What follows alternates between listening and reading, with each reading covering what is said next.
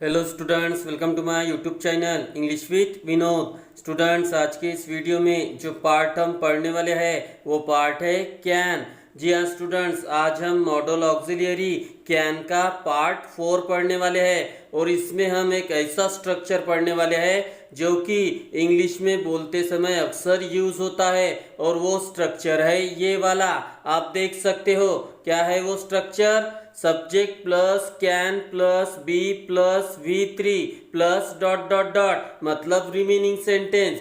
तो इस स्ट्रक्चर का इस्तेमाल हम इन मीनिंग्स के लिए करते हैं जो कि नीचे दिए गए हैं, आप देख सकते हो। तो क्या है वो मीनिंग? हो सकता है, हो सकती है, या फिर हो सकते हैं, या फिर किया जा सकता है। तो जब भी आपके सेंटेंस की एंडिंग इन मीनिंग्स के साथ होगी, आपको कौन सा स्ट्रक्चर यूज करना है? ये वाला। यानी हमें 1 बाय 1 ये बातें फॉलो करनी है। अगर करते हैं तो इन मीनिंग्स का वो स्ट्रक्चर बन जाएगा। ओके, तो चलिए एग्जाम्पल के साथ इस स्ट्रक्चर को और अच्छे से पढ़ते हैं और अपनी इंग्लिश को स्ट्रॉन्ग करते हैं। ओके, ये रहा हमारा पहला एग्जाम्पल स्टूडेंट्स, आप देख सकते हो। चलिए रीड करते हैं। क्या है?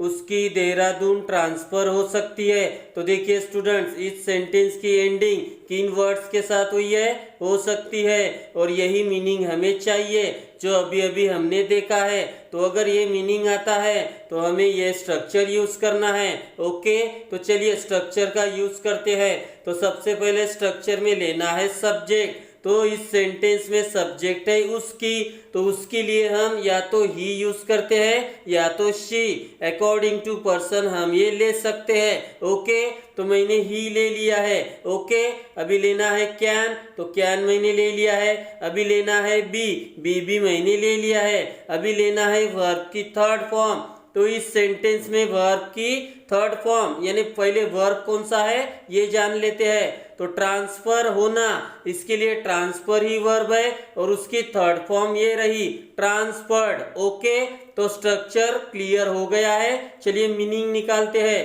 ही कैन बी ट्रांसफर्ड, उसकी ट्रांसफर्ड हो सकती है। तो कहाँ? देहरादून। तो ये रहा टू देहरादून। तो जो कि यहाँ पे इंडिकेशन है, इसलिए इंडिकेशन को शो करने के लिए हम टू प्रीपोजिशन लगाते हैं, टू देहरादून। तो इसकी इंग्लिश बन गई है he can be transferred to Dehradun. Okay, चलिए सेकंड एग्जाम्पल की तरफ मूव करते हैं। ये रहा हमारा सेकंड एग्जाम्पल स्टूडेंट्स, आप देख सकते हो। चलिए रीड करते हैं। क्या है? तुम्हारे पैसे इस बैंक से उस बैंक में ट्रांसफर हो सकते हैं। तो देखिए इस सेंटेंस की भी एंडिंग किन शब्दों के साथ हुई है? हो सकते हैं। और यही मीनिंग हमें चाहिए। और जब भी ये मीनिंग आएगा हमें ये स्ट्रक्चर यूज करना है। ओके, तो चलिए स्ट्रक्चर का यूज करते हैं।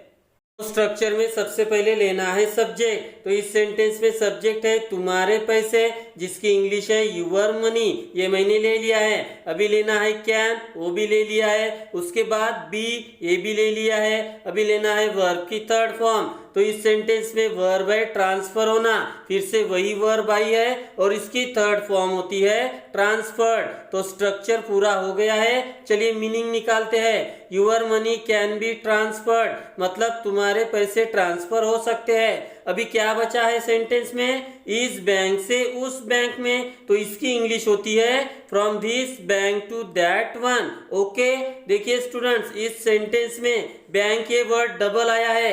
तो इस तरह की पोजीशन अगर होती है तो दूसरी तरफ हम वन ये वर्ड लगाते हैं, यानी from this bank to that bank. ऐसा बोला नहीं जाता है, ये गलत होता है। अगर एक ही वर्ड बार बार आता है तो आप उसके लिए दूसरी तरफ वन लगाइए।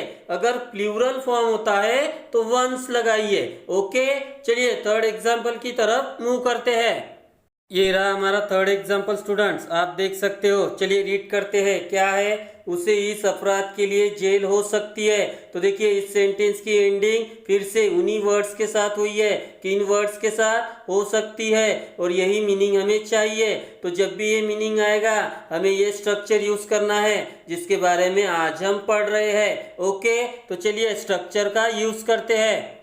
तो स्ट्रक्चर में सबसे पहले लेना है सब्जेक्ट। तो इस सेंटेंस में सब्जेक्ट है उसे, जिसके लिए हम ही या शी यूज करते हैं अकॉर्डिंग टू पर्सन। तो मैंने ही ले लिया है। उसके बाद कैन, तो कैन भी मैंने ले लिया है। उसके बाद लेना है बी, ये भी मैंने ले लिया है। अभी लेना है वर्ब की थर्ड फॉर्म। तो इस सेंटेंस में वर्ब है जेल होना, जिसके लिए इंग्लिश वर्ड है जेल, और जिसकी थर्ड फॉर्म है जेल्ड, ये मैंने ले लिया है। तो स्ट्रक्चर पूरा हो गया है। चलिए मीनिंग निकालते हैं। ही कैन बी जेल्ड, तो इसका मीनिंग है उसे जेल हो सकती है। तो किसके लिए? तो सेंटेंस में बोला गया है इस अपराध के लिए। तो के लिए, इसके लिए हम एक प्रीपोजिशन यूज करते हैं फॉर, ये मैंने ले लिया है। अभी बचा है इस अपराध, इसकी इंग्लिश होती है दिस ऑफेंस। तो इसकी इंग्लिश हो गई है he can B gelled for this offence. Okay, चलिए फोर्थ एग्जाम्पल की तरफ मूव करते हैं। ये रहा हमारा फोर्थ एग्जाम्पल स्टूडेंट। चलिए रीड करते हैं। क्या है?